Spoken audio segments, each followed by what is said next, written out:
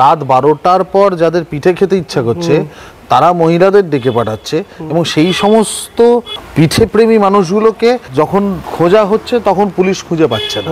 সেই সমস্ত পিঠে প্রেমী মানুষগুলোকে আমি আমন্ত্রণ জানাচ্ছি, আসুন একবার আমার সামনে আসুন, আপনাদের সারা জীবনে যত পিঠে খাওয়ার ইচ্ছে আছে আমি দায়িত্ব নিয়ে মিটিয়ে দেবো।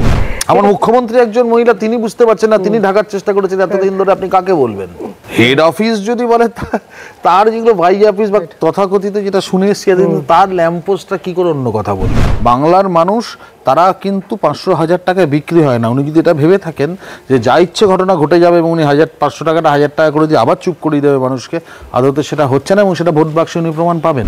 দাদা, অপর্ণা সেন বা কৌশিক সেন কি মামলা করেছিল আপনার নামে? এখনো মানানি মামলা যেটা আপনি বলেছেন। তারপরে আসলে আমি দেখেছি এই মুখগুলোকেই তো নন্দীগ্রামের সময় হাঁটতে দেখেছিলাম, এই মুখগুলোকেই সিঙ্গুরে আমরা দেখেছিলাম, এই মুখগুলোকেই তারপরে পরিবর্তন হতে দেখেছি। বুঝতে পারেন, অনেক বিষয় আর কি। মানে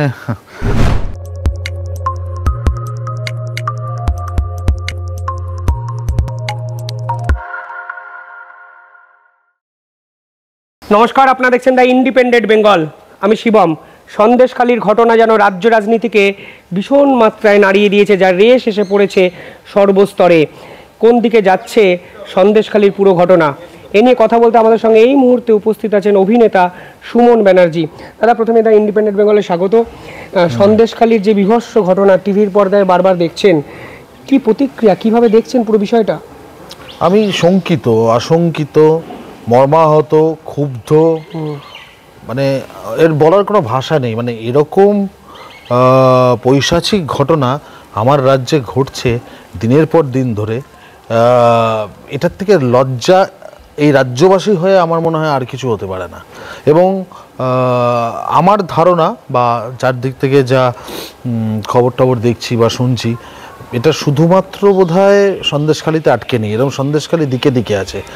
এবং এটা কতগুলো জিনিস, সেটা সত্যি খুব দুঃখের এবং আশঙ্কার এবং শঙ্কার, সেটা হচ্ছে যে এই যে বেছে বেছে হিন্দু ঘরের মা বোনেদের ডেকে নিয়ে যাওয়া, এটার মধ্যে কোথাও একটা ধর্মীয় প্রলেপ পড়ছে, যেটা কাম্য নয়। দ্বিতীয়ত হচ্ছে যে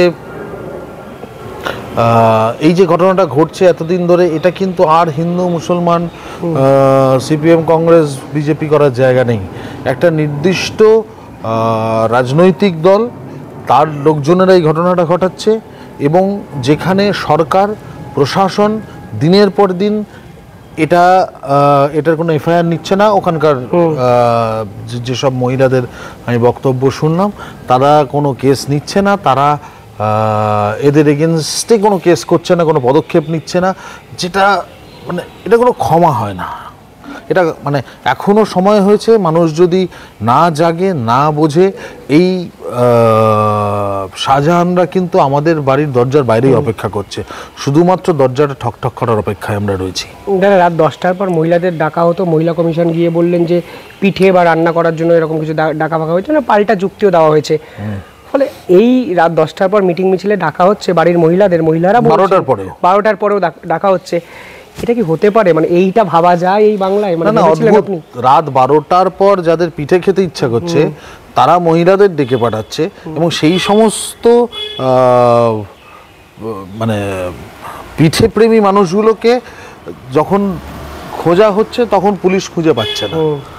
সেই সমস্ত পিঠে প্রেমী মানুষগুলোকে আমি আমন্ত্রণ জানাচ্ছি, আসুন একবার আমার সামনে আসুন, আপনাদের সারা জীবনে যত পিঠে খাওয়ার ইচ্ছে আছে আমি দায়িত্ব নিয়ে মিটিয়ে দেবো। দাদা, উল্টো দিক দিয়ে সন্দেশখালীর মহিলারাও প্রতিবাদ করেছেন, ক্যামেরার সামনে তারা কথা বলছেন এই বাংলা, এটাও একটা নজিরবিহীন। এই পদক্ষেপটাকে আপনি কিভাবে দেখেন? এবং একটা জিনিস ভাবুন যে কতটা দেওয়ালে পিঠ থেকে গেলে ওরকম একটা ভীত সন্ত্রস্ত অবস্থায় দাঁড়িয়ে তারা রাস্তায় বেরিয়ে প্রতিবাদ করছে। এবং এটার জন্য সত্যি তাদের কুর্নিশ জানাই, তাদের সাহসিকতাকে আমার স্যালিউট রইল, তাদের প্রত্যেককে মা বোনেদের আমার প্রণাম।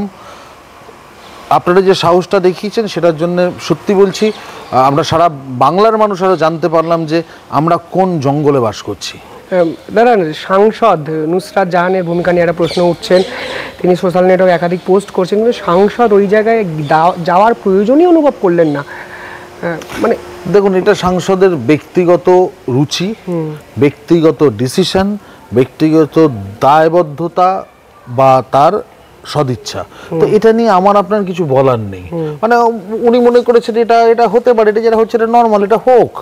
মানে যতদিন না ওনার দরজায় টোকা পড়ছে ততদিন বোধহয় উনি বিভৎসতাটা বুঝতে পারছেন না। উনি খুব খুশি আছেন গাছ ধরে ঘুরে ঘুরে গান গাইতে বা অন্যের গাওয়া গানে লিপ দিতে। দাদা, জনপ্রতিনিধি মানুষের পাশে নেই, এবং যেখানে মেয়েদের সাথে বিষয়টা হয়েছে, উনিও নিজেও একজন মেয়ে। আমার মুখ্যমন্ত্রী একজন মহিলা, তিনি বুঝতে পারছেন না, তিনি ঢাকার চেষ্টা করেছেন এতদিন ধরে, আপনি কাকে বলবেন? হেড অফিস যদি বলে, তার যেগুলো ভাই অফিস বা তথাকথিত যেটা শুনে এসছি, তার ল্যাম্পপোস্টটা কি করে অন্য কথা বলবে? মুখ্যমন্ত্রী বলেছেন মিডিয়ার বারবারন্ত করে দেখানো, ইডি একটা ঝামেলা করার সৃষ্টি করেছেন। তো আলটিমেটলি মানে মুখ্যমন্ত্রীও এটাকে দায় স্বীকার করেছেন, নজির নেই না, নেই তো। এবং সবশেষে দুটো অ্যারেস্ট করিয়ে দিয়ে আমি দায়মুক্ত হলাম, এটা ভাবারও কোনো কারণ নেই। এবং বাংলার মানুষ তারা কিন্তু 500-1000 টাকায় বিক্রি হয় না। উনি যদি এটা ভেবে থাকেন যে যা ইচ্ছে ঘটনা ঘটে যাবে এবং উনি 500 টাকাটা 1000 টাকা করে দিয়ে আবার চুপ করিয়ে দেবে মানুষকে, আদতে সেটা হচ্ছে না, এবং সেটা ভোট বাক্সে উনি প্রমাণ পাবেন। কিন্তু দাদা, বাংলায় একাধিক মহিলাদের জন্য স্কিম আপনি যদি দেখেন, রূপশ্রী, কন্যাশ্রী, লক্ষ্মীর ভাণ্ডার, এত স্কিম উনি মহিলাদের জন্য তো করছেন। এবং তৃণমূলের কোর ভোট ব্যাংক কিন্তু পুরোটাই মেয়েদের, মানে অনেকটাই মহিলাদের। সেখানে মহিলাদের এই ঘটনা এই রাজ্যে, তার মানে কি রাত 12টার সময় ডেকে আমি ক্লাব ঘরে এই মানে ওনাদের যে পিঠে বানানোর পদ্ধতি, সেই ঘটনাগুলো ঘটাতে পারি? মানে আমার কি সেটা লাইসেন্স হয়ে গেল? মানে ধর্ষণ করলে উনি 20,000 টাকা দিচ্ছেন বা 2 লাখ টাকা দিচ্ছেন, তার মানে কি আমার ধর্ষণ করার অধিকার জন্মায়? নিশ্চয়ই না। এটা অত্যন্ত লজ্জার। এবং এটাতে আমি আরো লজ্জিত যে এরকম ঘটনা ঘটে যাওয়ার পর আমার মুখ্যমন্ত্রী লজ্জিত হননি। দার্জিলিংয়ে চা বাগান ঘেরা কমলালেবুর গ্রাম সৌরিনীতে এবং দাওয়াইপানিতে ঘরে বসেই কাঞ্চনজঙ্ঘার দৃশ্য উপভোগ করতে আড্ডাহাট হোমস্টে বুক করুন 9836499678 নম্বরে। না, আরেকটা বিষয়, আপনি আমাদের ইন্টারভিউতে বলেছিলেন যে দুজনের নাম নিয়ে বলেছিলেন, কিছু বুদ্ধিজীবীদের প্রশ্ন করেছিলেন, বলেছিলেন তারা পারলে অপর্ণা সেন, কৌশিক সেনের মামলা করুক। তারা একসময় রাস্তায় নেমেছেন, এখন তারা অন্তত এই ঘটনার পরেও তারা কথা বলছেন। আপনি কি না, বুদ্ধিজীবীদের একটা বিষয় আছে, ঠিক আছে? প্রথম কথা হচ্ছে বুদ্ধিজীবীরা সবসময় হাওয়া বুঝে চেঞ্জ হয়। 2021-এ যখন একটা হাওয়া উঠেছিল যে তৃণমূল পড়ে যাবে বিজেপি আসবে, তখন বুদ্ধিজীবীরা একটু অন্যরকম সুরে গান গাইতে শুরু করেছিল। যেই রেজাল্ট বেরিয়ে গেছে, তার তো এদের পেটের সঙ্গে টোটাল লিঙ্ক থাকে মুখের আর কি, এদের পেটটা ভরে গেলে এদের মুখ থেকে আর কোনো প্রতিবাদ বেরোয় না। আর সেরকম আর আরেকটা জিনিস দেখবেন, যতক্ষণ না জনমানস খেপে যাচ্ছে, ঠিক আছে, বুদ্ধিজীবীরা এগেনস্টে যায় না। আপনি দেখুন, অপর্ণা সেন থেকে কৌশিক সেন অব্দি যারা 2011-তে বামফ্রন্টের এগেনস্টে পথে নেমেছিলেন, ঠিক আছে, তারা সবাই বামফ্রন্টের ধ্বজাধারী ছিল। যেই পাবলিক খেপে গেছে, আমি নাম করে বলছি, যদি তারা চান আমার এগেনস্টে যদি কেস করতে চান, ওটা কেস করতে পারেন, কারণ আমি প্রমাণ দিয়ে দেখাতে পারি। তারা পথে নেমেছিলেন কখন? যখন জনরোষ তৈরি হয়েছে, যখন মানুষ খেপে গেছে, তখন ওদের নিজের অস্তিত্ব টিকিয়ে রাখার জন্য, ভাই আমি তো ভাই বুদ্ধিজীবী, আমাদেরকে যেটা বলতেই হবে। তার আগে অব্দি ভয় পেয়েছেন, এবং ভয় পাওয়াটা অস্বাভাবিক। হয় তুমি আমার, না হলে আমি তোমার পেটে লাগ। তো সেই জায়গা থেকে যে হতে বাধ্য, কারণ প্রত্যেকের একটা পরিবার আছে, তবুও সেই জায়গা থেকে বলি যে আমি যদি নিজেকে করি, তাহলে আমার কোথাও একটা সামাজিক দায়িত্বও থাকে যে এর বিরোধিতা করার। এই যে আজকে দেখছেন তৃণমূল বিপদে পড়েছে, আজকে দেখবেন অভিনেতা অভিনেত্রীরা খুব বড় বড় মিছিলে নেমে বড় বড় কথা বলছে, ঠিক আছে? এরা কি এই ঘটনাটা প্রথম জানছেন না প্রথম দেখছেন? এতদিন এখন দেখছে যে এইটা নিয়ে মানুষ খুব লাফালাফি করছে, প্রচুর ভিডিও শেয়ার হচ্ছে, এখন এরা সব বড় বড় কথা বলছে। এতদিন কোথায় ছিল? তখন আমি রাজনীতিটা ঠিক বুঝি না, এসব কথা বলছে। প্রভু রেগে যাবেন। প্রভু ওনাদের সামনে যে মাংসের হাড্ডিটা দেন, ওই হাড্ডিটা যদি না দেন তাহলে মুশকিল হয়ে যাবে ওনাদের। ওনারা হাতরাস নিয়ে কাঁদবেন, ওনারা কিউবাতে কিছু ঘটলে সেটা নিয়ে পথে নামবেন, ঠিক আছে, কিন্তু ওনারা ওনারা রাশিয়ার মিসাইল দেখতে পান, ঠিক আছে, ওনারা সন্দেশখালিতে 12টার সময় পিঠেগুলো দেখতে পান না। দাদা, অপর্ণা সেন বা কৌশিক সেন কি মামলা করেছিল আপনার নামে? এখনো মানানি মামলা, যেটা আপনি বলেছেন, তারপরে না, এটা ওনারা খুব ভদ্রতা দেখিয়ে আমাকে ক্ষমা করে দিয়েছেন, তাই করেননি। আর আমার মনে হয় না আমি সেদিনও কিছু ভুল বলেছিলাম বা আজও কিছু ভুল বলছি, ঠিক আছে। এবার ঘটনা হচ্ছে যে আমি যদি সিলেক্টিভ প্রতিবাদ করি বা বিক্ষোভ করি, সেখানে আমার সিদ্ধারা নিয়ে প্রশ্ন ওঠে আর কি, আর কিছুই না। দেখুন, আমি একটি রাজনৈতিক দল করি, আমি আমার রাজনৈতিক দলের পক্ষে দাঁড়িয়েই বৈপরীত্য দেখাবো বা বিক্ষোভ দেখাবো, বিপ্লব করব, এটাই স্বাভাবিক।